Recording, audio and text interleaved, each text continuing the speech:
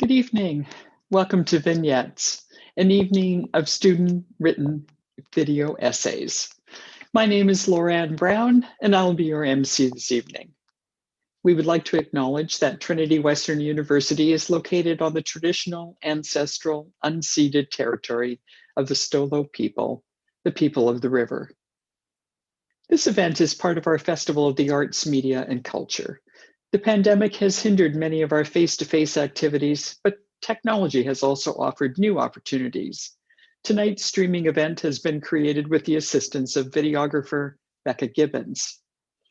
This class is listed as Adventures in Narrative Nonfiction.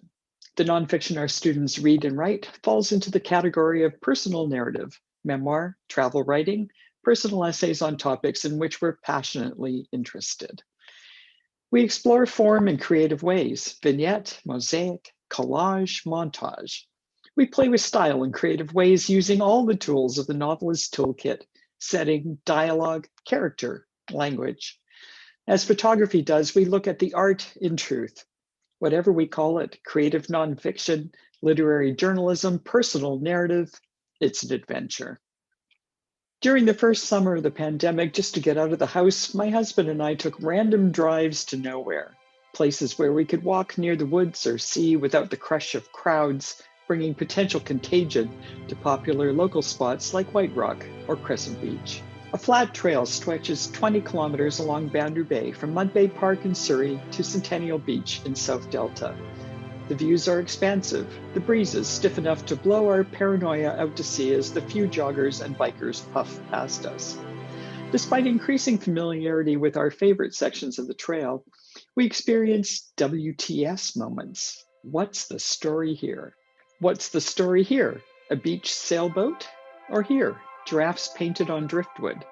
And we wonder, how many eagles can a single tree support before it topples under their weight? 5? A dozen? From the dike access at the foot of 72nd Street in Ladner, trees and telephone poles crowded with eagles draw us to the North 40 Park Reserve one bright January day.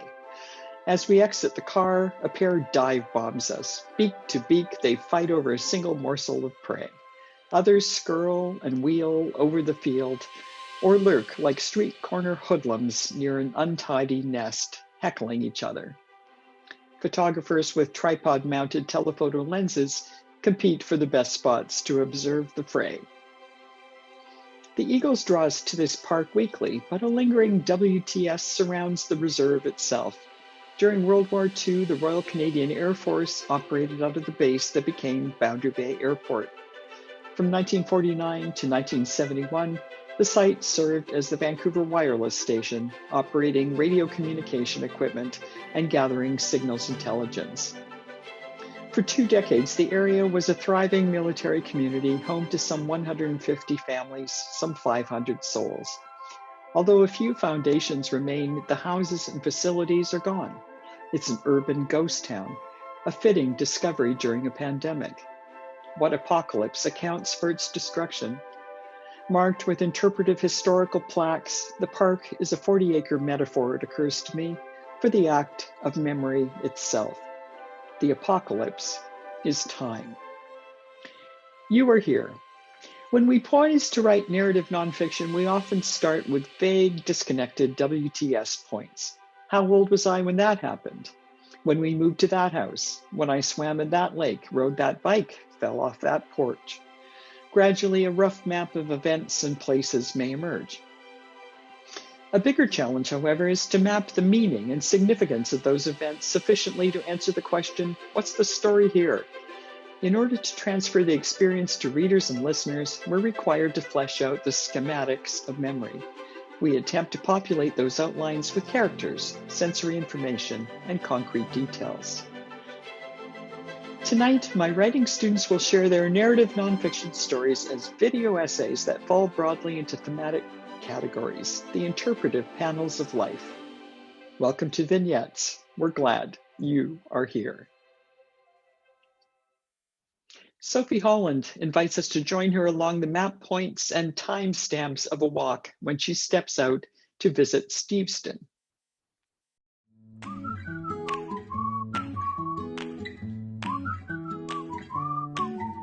Steveston, BC is known to most as a picturesque town in Richmond, right near the Pacific Ocean. It's best known for the Steveston Village, which is home to the Gulf of Georgia Cannery, a colonial white building with red trim. I'm not sure if it still operates, but the main floor currently serves as a heritage museum and is open to the public. But there's a particular feature of this town that I believe more often than not gets overlooked. Along the outermost edge of the municipality lies a gravelly trail that leads from a small residential area to a charming, underrated beach. It's a flat path, perfect for anybody to take a walk or a bike ride. It rests parallel to the ocean, so visitors are bound to feel a fresh breeze in their face as the gravel crunches under the soles of their shoes or the tires of their bikes. 2 minutes, 0.3 kilometers. To the west, visitors are met with the sight of the ocean. And though it may not be the crystal clear waters of Waikiki, it carries the Canadian authenticity that is the swirling green and blue of small, simple, rolling waves, smelling of mud, damp sand, and seaweed. Nevertheless, the salt water truly immerses visitors in the oceanside environment. 10 minutes, 0.7 kilometers.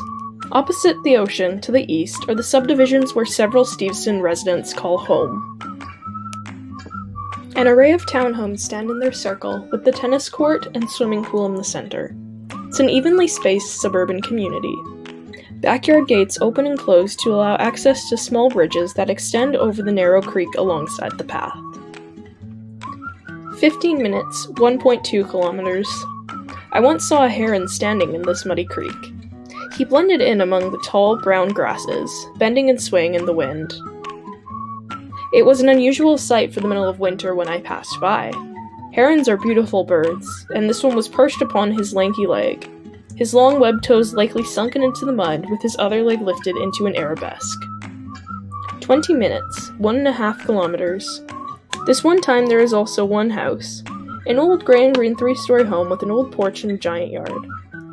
There was a chicken coop, and I could hear each squawk and cluck and smell the grains and feathers from such a distance.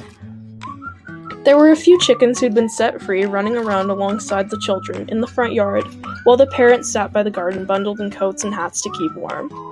It was one of those things that was so quirky you wouldn't think you would find it in the real world. 25 minutes, 1.8 kilometers. At the end of this trail is Gary Point Park. It's often flocked with noisy seagulls upon the driftwood logs, but it's covered in rocks and sand, and the waves rolling up to the shore. Some folks will gather there for picnics with towels and blankets spread out across the sand, or sitting down on the logs trying to make sure the seagulls don't steal their fries. And down the road a few blocks, looking over the beach, there's a row of houses spaced out at slight intervals, all painted in bright primary colors like Legos. 30 minutes, 2.1 kilometers. In the parking lot where a tree grows between every 5 parking stalls or so, I once saw a bunch of frat boys in shorts and sunglasses having a tailgate party, the aromas of the smoke from both the barbecue and the cigarettes drifting through the summer air.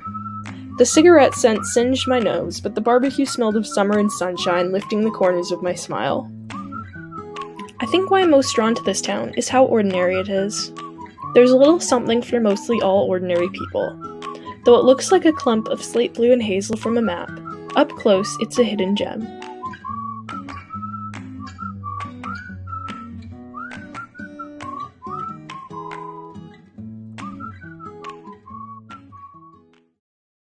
No matter how fast life goes by, we all have a moment when time stands still.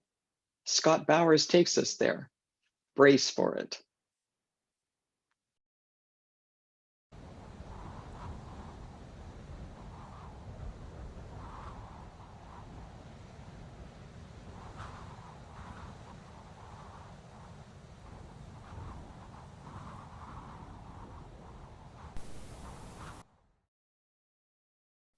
In the Theater of Dreams, Chris Tigelaar experiences the beautiful game during a live soccer match in London.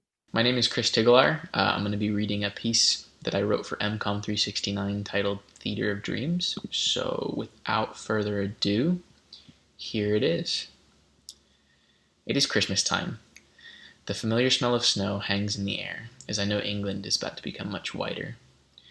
As we walk towards the stadium, surrounded by thousands of others from North London, the team chants of "Glory, glory Tottenham Hotspurs" split the whistles of wind and echo into the cool night sky. The streets are dimly lit by lampposts on either end, casting long and ominous shadows across the cobblestone walkway that lay before the brightly colored stadium, a beacon illuminating the night. As we approach the gates, vendors selling various scarves embroidered with team colors lined the walls, eager to make a profit that would undoubtedly be going towards their next match tickets. Crazy, these English folk. They would die for this sport. Continuing on, now the proud owner of many more scarves than I care to admit, I step forward and get my ticket punched, making my way to the field entrance. The stage is set. A sea of green lays before tens of thousands of eager fans, adorned in colors of navy blue and white, their whispers of anticipation quickly morphing into cheers as the announcers sound the arrival of the teams. 60,000 supporters are packed into a stadium like sardines, their emphatic roars seeming to reverberate around the walls in unending fashion. This is no ordinary soccer match. This is English football, the birthplace of the beautiful game itself. Confident, cool, and composed, the players step out onto the grass as they are met with thunderous applause, ready to defend the badge for 90 long minutes. With their clean, expensive haircuts and fashionably expressive cleats, it is a reminder of just how much the game has evolved to include a more theatrical display than in years past. They take their respective positions on the field, chess pieces poised for battle. The referee's whistle sounds, signaling the beginning of play. The players glide back and forth across the grass at unbelievable speeds, working the ball between them as if they are controlling it with their minds. A controversial defensive tackle, a save out of the top drawer from the keeper, and a stunning last-minute goal that has players celebrating with the fans. All of this captured under the floodlights of the stadium. As the final whistle is blown, the home crowd stands in appreciation of their team's win, clearing room for the away fans to head towards the exits. The home crowd then begins to disperse, and I too am ushered towards the tunnel out. It is not difficult finding my way out.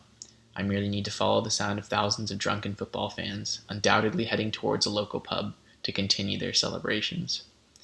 As we exit the doors of the stadium, a thin layer of white is now settled before us, snowflakes hovering all around the air. It is a picture I will never forget, and one that I am eager to return to. Thanks, guys.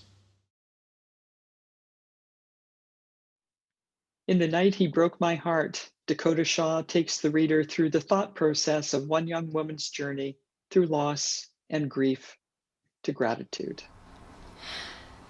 The night he broke my heart was 2 days after my 21st birthday. Here we are again. I've been here before.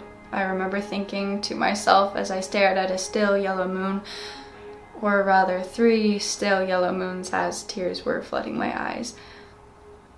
My $5 thrifted white blanket was wrapped tightly around my balled up body, and I was laying in the front seat of my car with the chair put all the way back, my arms clinging tightly to the worn out stuffed animal I slept with every night. The back of campus in the parking lot of the very furthest dorm was well lit with lights that bounced off the pavement. This is the place I came to be fully and completely alone. Here we are again. That aching feeling in my chest stripped away the air from my lungs, leaving me gasping for broken breaths. I thought about how some people haven't cried like this before. How some people haven't felt a pain like this before. How some people haven't had their jaw hurt from crying for so long and snot dripping down the side of their nose onto the surface below them. It was quite comical, actually. I imagine I looked quite similar to something of a gremlin with my hair all matted and my face puffed up and shiny from the tears. It was the feeling of loss, heartbreak. I was grieving. That night, I cried for 4 hours before I fell asleep. I didn't know a person could cry that much.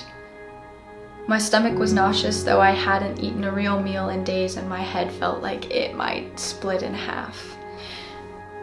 There came a time where I closed my eyes and I was back home in Florida, the soft white sand mushing between my toes, the dusk morning sky, a muted baby blue swirling with a pink-purple color etched itself into the horizon line of the ocean, creating a gradient which stretched on to take great deep breaths as the tide pushed and pulled.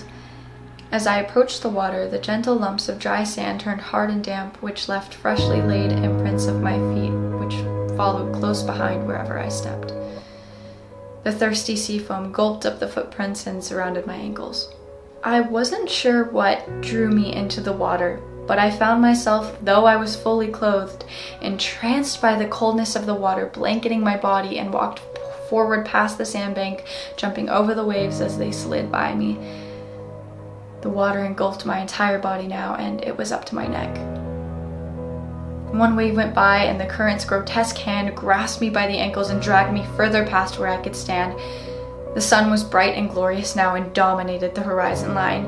I could barely see as it blared into my eyes, and I gasped for breath, trying my best to tread water as waves were hitting me from all sides.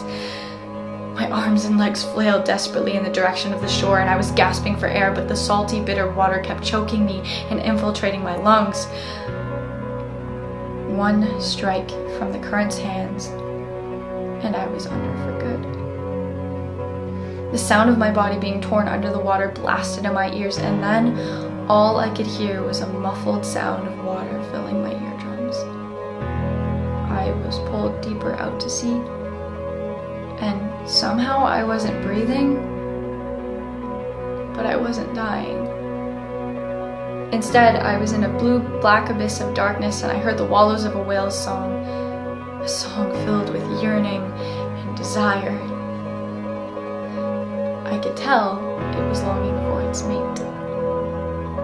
And a wave of peace and comfort washed over me before pitch black seized a hold of my consciousness until finally I opened my eyes and I was back in my dorm room. And here we are again. There was that familiar dull ache in my chest again. The one that only paused for sleep and made it impossible to take a deep breath without a dull pain sliding from my chest to my stomach. I laid there, engulfed by my blankets and the darkness, thinking about his face. His deep sea blue eyes, shadowed by thick eyebrows, were symmetrically framed by his dusty blonde hair parted in the middle.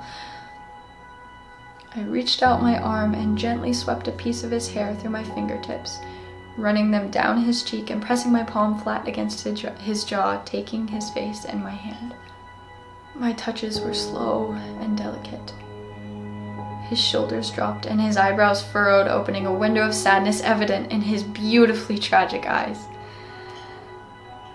I leaned up on the tip of my toes, pressed my cheek to his, and then placed a tender goodbye kiss on his face.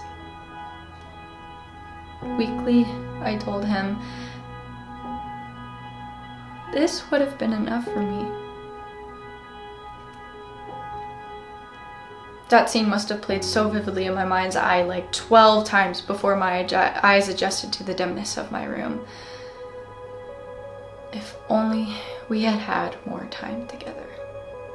I stared angrily at the wall above the shelf where his artwork used to be, my eyebrows furrowed and my hands balled. The wall is too damn white and empty, I thought to myself. My body slid down and recoiled into my covers. Empty. That was a perfect word to describe the way I felt. That empty space right there on my shelf, revealing a mockingly bland white wall, resembled the empty space in my heart where I still had so much more to give. Here we are again. I knew I would be okay, but it hurt now. And I wanted it to be okay now. This was the night he broke my heart, in a time where I had already lost everything. But I knew whatever pain I was feeling now would lead to immense happiness. I just have yet to discover it.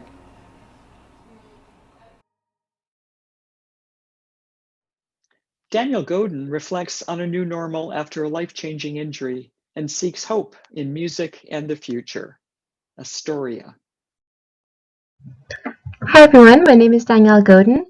This is a piece I wrote based off a journal entry from about 3 years ago, and now I've turned it into an audio essay. It's more audio than it is visual, but I hope you guys enjoy it. It's dark and I sit in the parked car, the silver one that my parents let me borrow sometimes. I want to sit for just a couple minutes, just a few minutes to myself, and then I'll go inside. Parked in the driveway, the only light in the cab comes from the orange beam of the street light and the disco-colored CD player that flickers from yellow to red to green. I hit play and the music starts, slowly at first.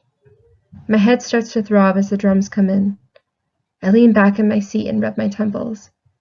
I've had chronic migraines for about 6 months, ever since I got a concussion.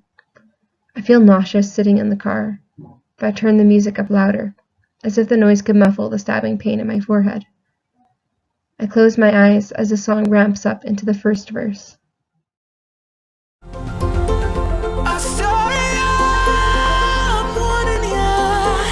Not ready yet, not for you.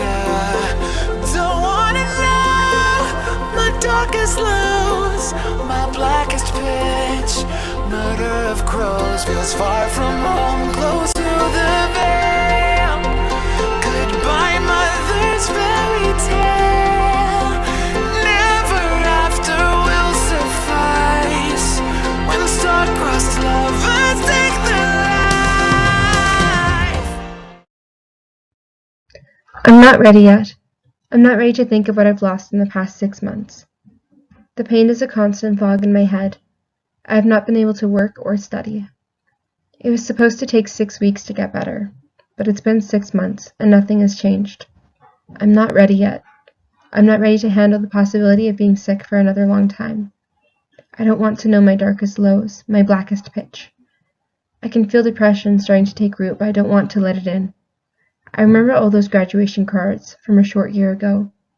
They said things like "reach for the stars" in those big, gold, glittery letters.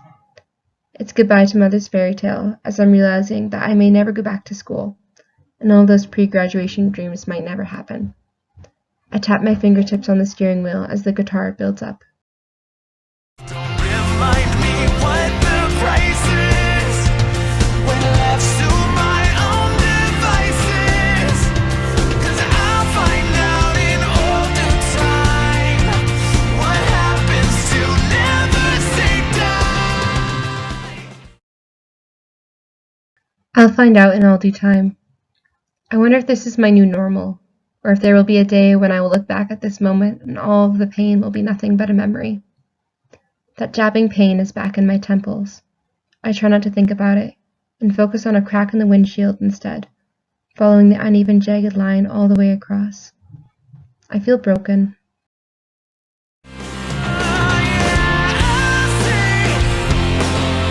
Whatever doesn't make me stronger kills me, but it's gonna be a long year till the hospital can find hope in me.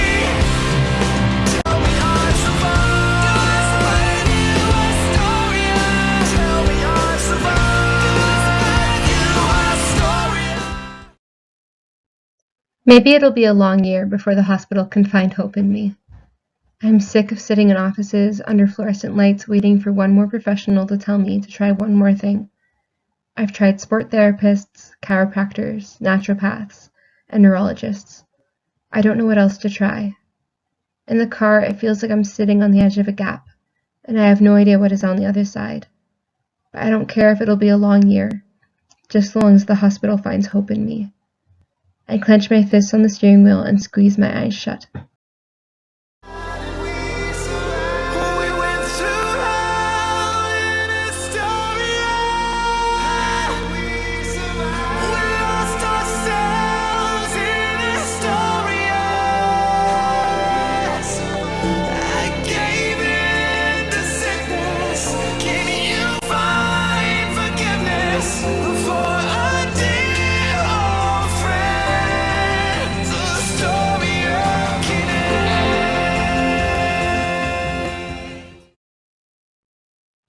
I won't give in to sickness, even if it lasts a long time. I may never go back to school. I may never feel normal again. But sitting parked in my driveway, I feel like there is something normal or even brave about knowing what it is like to be sick, to feel pain, and to not be able to do anything about it. For once, the stabbing pain in my head feels normal. And maybe just in feeling normal, it feels okay. I take my hands off the steering wheel, turn off the ignition, and Astoria ends.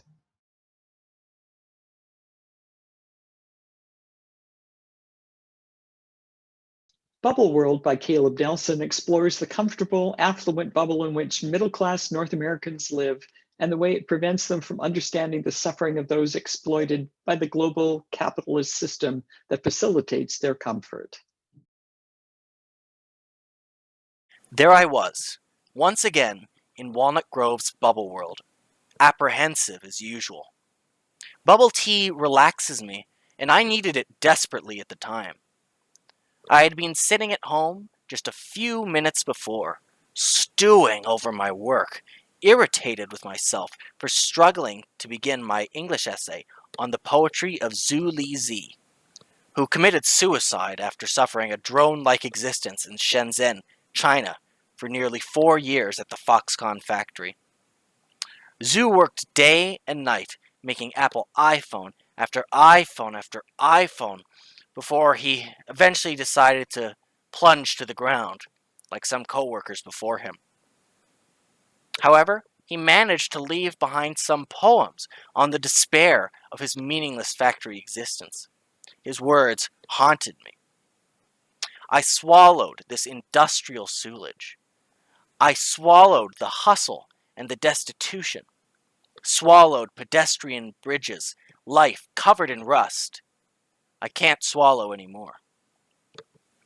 My first world problems were shallow in comparison. I am not drowning in the workshop, assembly line, machine world without solace of Zhu Lizi. But, still drowning in anxiety, I journeyed to Bubble World in an effort to clear my head. I longed to acquire some sweet liquid ambrosia, green apple slush bubble tea. I hoped that swallowing it down would have an opiate effect on the chemicals in my brain, and I could enter the womb-like bubble of a sugar rush. As I opened the front doors of Bubble World, I was embraced by the beige walls and minimalist design. Orange and turquoise geometric shapes hung above me, while rectangle mirrors lured me toward the cash register, where I thought my physical and emotional thirst would soon be quenched. This world stood in stark contrast to the soul-killing life covered in rust described by Zhu Lizi. However, my dreams, like his, were demolished in an instant when I saw ahead of me a woman reading from a long list on her Apple iPhone. 3 milk tea with boba, 2 servings of shrimp noodle, 4 servings of signature Taiwanese fries, an order of fried chicken, and on and on and on she went. I prayed that the endless list on her phone, possibly made by Zhu Lizi, would soon self-destruct. My prayers went unanswered when I saw her scroll down to the 5th page of her ungodly order. I tried desperately to suppress my ever-expanding fury at her lack of social awareness, as the line grew substantially behind her. The agitation of the other customers behind me was palpable, a rising heat on its way to combustion. But if the list-reading woman felt it, she did not show it. She was seemingly unaware of the whirlwind of emotion pent up in the bodies of the impatient patrons who wished her ill. After 2 or 3 minutes, the words almost forcibly escaped my lips. "Do you think you'll be done in 10 minutes, miss?" She turned and replied coldly and monosyllabically, "No." Silence followed. Shocked, I stared at the employees behind her, who were as confused as I was, as if asking with their eyes, what in God's name is wrong with this woman? In frustration, I tried my best to walk with dignity out of the store, though it was nearly impossible to hide my discontent. I glanced at a few other customers whose angry looks met mine in mutual disgust. I swallowed down the rage that was now gushing out of my throat, as Zhu Lizi puts it. 5 minutes later, I re-entered the dragon's lair of Bubble World, hoping that the 20-something callous customer had completed her seemingly endless task. But to my horror, I discovered that she was still ordering, and all but 2 customers had abandoned their pursuits. Mango bubble tea with pearls, strawberry slush with stars, honey chrysanthemum tea, she went on. This infernal order would never stop, I thought to myself. I witnessed the 2 remaining customers, with their Herculean perseverance in the face of her all-consuming desire, finally crack. One middle-aged woman audibly told her husband, "I have never seen such a rude, inconsiderate woman. She has watched as every other customer left the store and just continued to order for what seems like 1 million people." Her husband, a slightly older man, said, "Fuck this," slightly under his breath in a gesture of solidarity. The woman ordering was unmoved, as though she hadn't heard what was said at all. Statue-like, her mission would not be halted at any costs. In an act of divine intervention, one of the employees finally approached her and said, "Ma'am, you'll have to come over to this side of the service area to share the full list with me directly. I can take it back directly to the kitchen and charge you after the other customers have ordered and paid." Brazenly, and without any sense of self-awareness, the diabolic woman had the nerve to complain. "How rude! I am a customer who's paying you a lot of money. I should be able to order where I want." Thankfully, after her childish outburst, she acquiesced to his entirely reasonable request. The rest of us exhaled a noticeable collective sigh of relief, feeling that we had triumphed over the wickedness of an enemy of war. Sadly, despite knowing the true nature of suffering and tragedy after reading the brief 24-year life of Zhu Lizi, I arrived home still enraged at essentially a meaningless event. I remained caught up in my first-world privilege and problems, marinating in my own unjustified rage. I swallowed down my green apple slush bubble tea and turned back to my English essay, as ignorant as when I started. Thank you very much. I really appreciate it. In Amigas, Sefa Tesse tests her own childhood perceptions against her mother's recollections. What's the story here, and who has it right? Amigas? The girl curls her pinky finger and holds it up. Just seconds ago, she'd invited me to spit into my hand and shake hers. I had shaken my head, not because I didn't want to do it, but because God would tell Ma, and Ma would punish me either with her voice or a wooden spoon. The girl doesn't call me names, but only laughs. Her shoulders bounce to the rhythm of her laughter as she does so, the strands of her cornrows swinging wildly with the weight of the translucent beads attached to the ends. Her hand is still up, pinky finger still curled. I curl mine and lock it in with hers, watching her smooth cheeks lift her eyes into a squint. My cheeks do the same, lifting my eyes and showing off a gap-toothed smile. Amigas. We hear it as Donna rubs our little buddies dry with our bath towels. We hear it as she stuffs us into our pajamas, and as we look up at her, searching her eyes for answers. Her hurrying hands tells us she has none to give. A few feet away, the empty stairway faithfully ushers up the echoes from the front door into the bedroom where Donna is getting little sister and me ready for the night. The shrill echoes arrive weakly, but the texture and flavor are still there. Corrugated, sour. Ma's not happy. We can't wait to get downstairs, and then we do. I stand at the front door, peeking from behind Ma's legs as Donna steps into the chaotic scene. The evening wind strolls by, greeting through the trees, lifting particles of white dust from the four walls, the floor, the gate. Our tiny veranda is caked in snow. But it isn't cold. Donna bends to pick a big red cylinder tank. The snow covers part of the horn. I don't remember what it is, but Ma always said not to touch it. Maybe there was a fire, but Ma says there was no fire. Her eyebrows and lips are pulled into a sour look. She huffs, then kisses her teeth, hands on her waist. A few words tumble off her tongue in a free fall, a blend of beginner Portuguese and frustration. I watch as my playmates slowly collect themselves. One by one, they shuffle through the veranda gate in exile, heads lowered, fingers twisting and fumbling. Some scratch their heads as they leave. Some make sure to look back every few seconds, at the snow, at me, at little sister. When their gaze meets Ma's, their heads snap back around. We had just left them for a few minutes as little sister and me went to bathe, Ma says. The texture and flavor is still in her voice. Corrugated, sour. She's still not happy. She dusts her feet at the door and leaves Donna to help finish with the cleanup.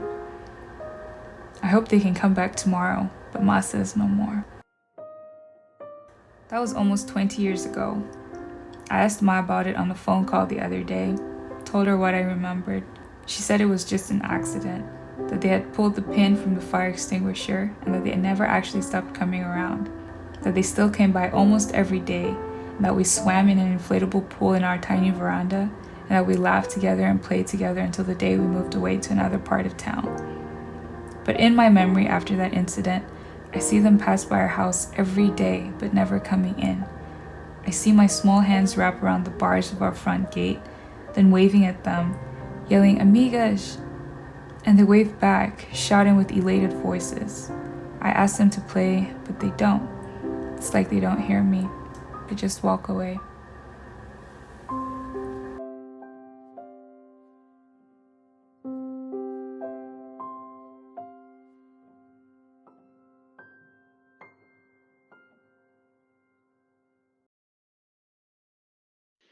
Jake Smith combines twin loves, cooking and writing, in his hermit crab essay structured around a recipe for pasta aglio e olio. Hope you're hungry. You will be afterwards. Restless. Always restless. Always need to be moving. Next step, next place, next project. I am a restless soul. The ability to sit still was something that I had many years ago. That quality has dissipated over time. Finely slice 6 cloves of garlic and add to pan of olive oil. Let simmer until garlic is browned. Patience. Another quality I know for certain I had a matter of years ago. I could sit and stay focused for as long as needed. Why did that change? Why am I unable to restore that ability I exercised so well in my youth?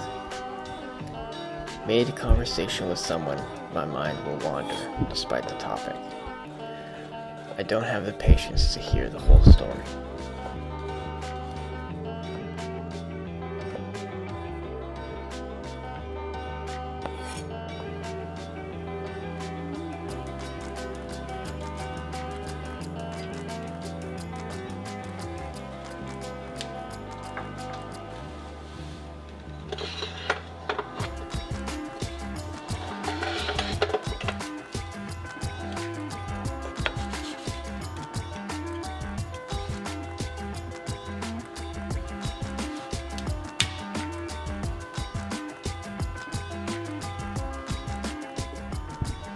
Fill a pot with water and salt generously. Bring to boil and add spaghetti.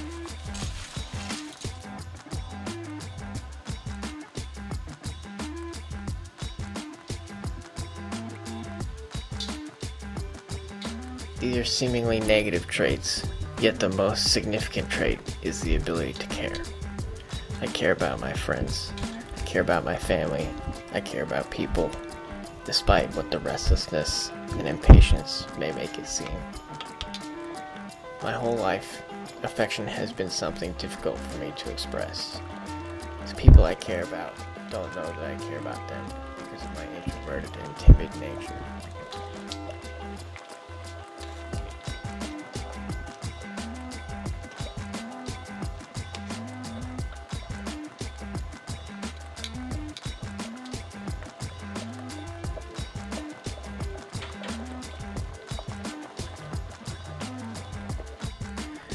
While pasta boils, mince parsley and set aside.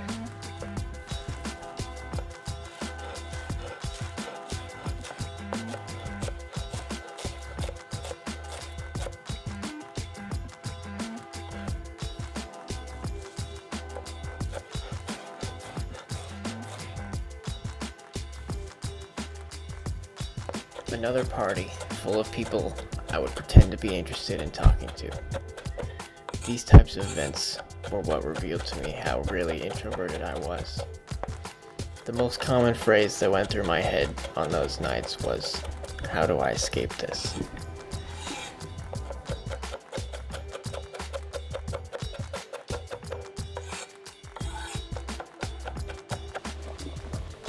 Taste pasta to test doneness. Remove once pasta is just shy of al dente.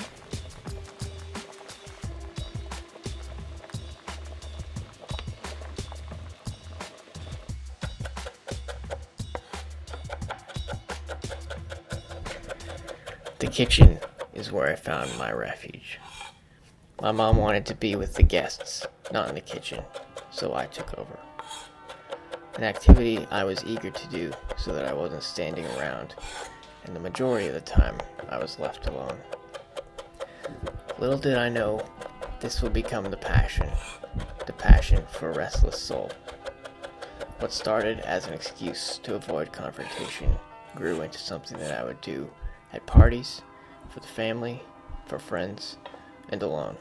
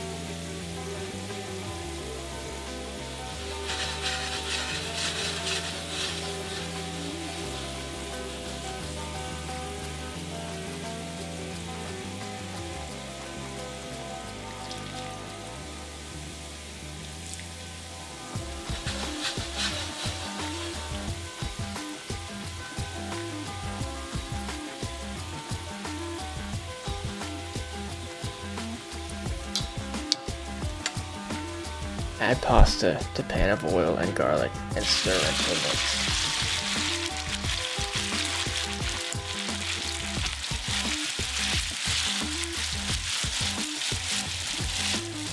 A passion that eases the constant urge to move, giving my restless mind a project to work on. It retaught me patience. Cooking most things requires patience. The best result only comes to those who wait. Best of all, it is a passion of caring, a gesture of affection to loved ones. Working hard to make a dish that is perfect in flavor and presentation is one of the greatest gestures one can give. In the tacky cooking shows on TV, when they say it was made with love, we all roll our eyes. But when you're cooking for friends and family, it is an absolutely true statement. Things taste different when they are made with love. When they are slaved over to be absolutely perfect for loved ones.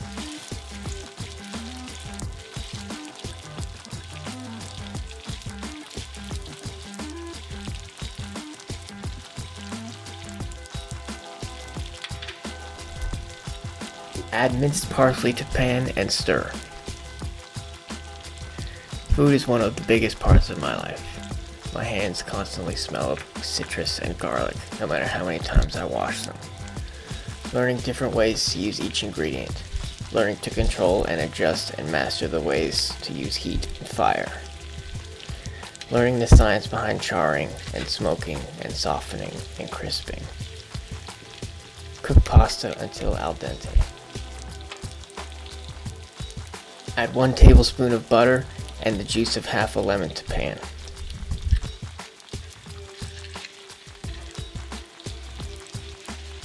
An entire world of creativity that I had never known. a form of art, edible art at that.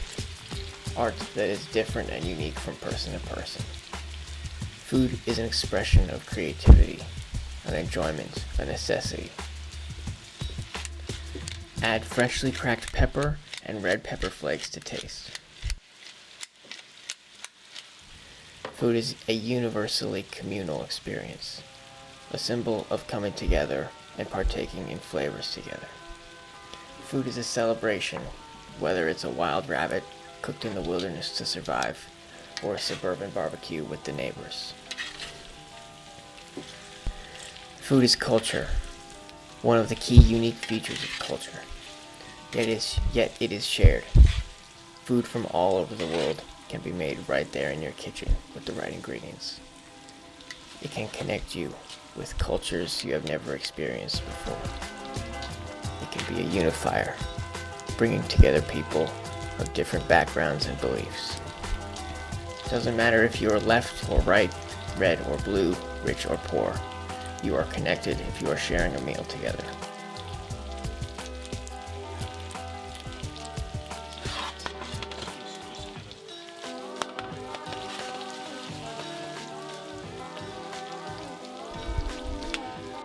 I made breakfast the other day in a pan over a fire outside. This was one of the distinct moments that solidified the fact that this is a passion of mine. I looked up at the sky and the clouds, fully immersed in the moment. The smells of the coals and the food, the sounds of sizzling oils and crackling of the flames. The sight of the trees and the fire. A moment I was able to sit and savor before the actual savoring had even begun. The reward was the process, not the final product. A moment when I could sit still, patiently waiting for the meal to cook. A moment when my restless, impatient mind could rest and wait.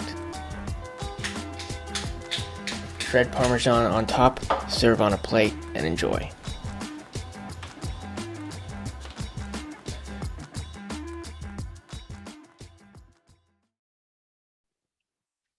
In January, when we first found the North 40 Park Reserve, the trees were mostly bare, the long grass in the fields brown and bent.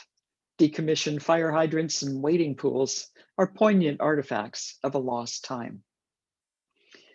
But as spring emerges and Easter nears, the park experiences a kind of resurrection. The buckled pavement of its streets, crescents, and vacant driveways is shaded by trees meant to give pleasure to residents long gone. Ghostly clumps of snowdrops planted more than 50 years ago give way one week to drifts of daffodils the next. Bowers of flowering plum and cherry intoxicate with their perfume. The North 40 is returning to life. Now, as eagles nest in their unwieldy eyries, you hear otherworldly echoes. Dogs bark, children on spring break run and shout. Small planes buzz overhead. A train rumbles by on the track that forms the southern perimeter of the park. Out of the corner of your eye, you catch a movement that might be an eagle or a manifestation of memory. You are here. If you'd like to read other compelling narrative nonfiction by these and other wonderful writers, their work will appear in a student-edited journal soon. Building on the success of issues 1 and 2, watch for the launch of issue 3 of Static magazine, available in print and digital formats. Have a great evening. Thank you to everybody.